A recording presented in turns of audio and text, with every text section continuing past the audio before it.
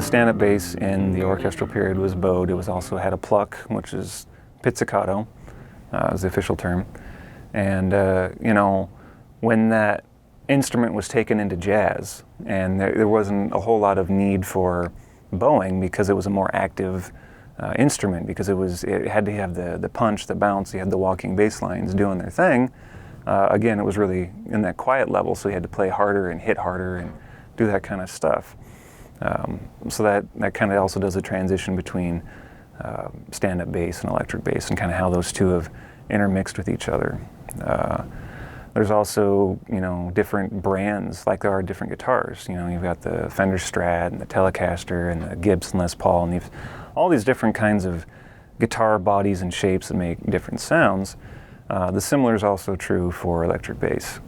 There's the Fender bass, the P bass and the J bass were the two most common during the 60s that came out. They were big production stuff, and they're what most people see. They have the big tuning pegs at the top, a nice white maple neck, and a big open body.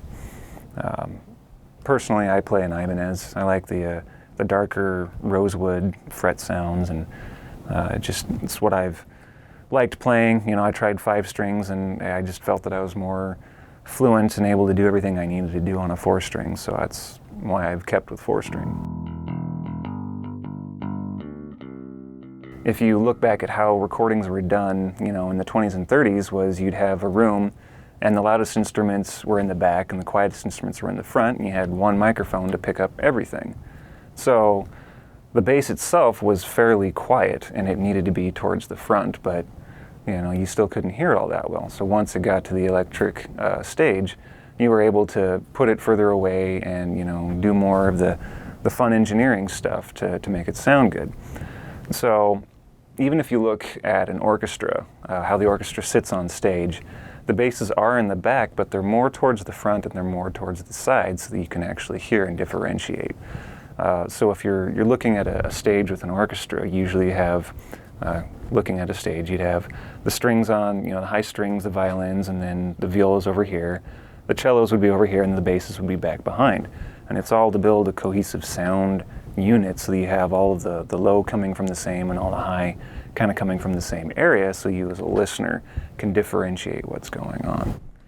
So in an orchestral setting, it would be frowned upon to use an electrical bass, just because it's not the accepted medium.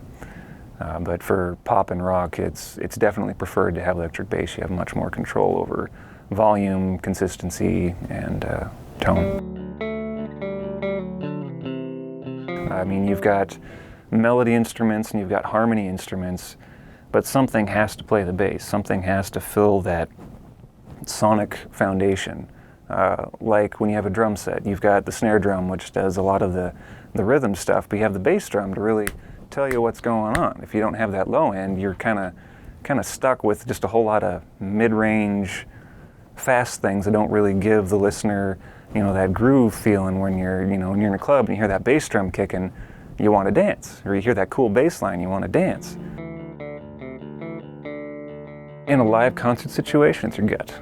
But if you're just listening, like headphones or, you know, that kind of stuff, it's clearly going to be the ears. But yeah, it's when you're in a live situation, the low end is really, there's so much power in behind that it's what I like about it.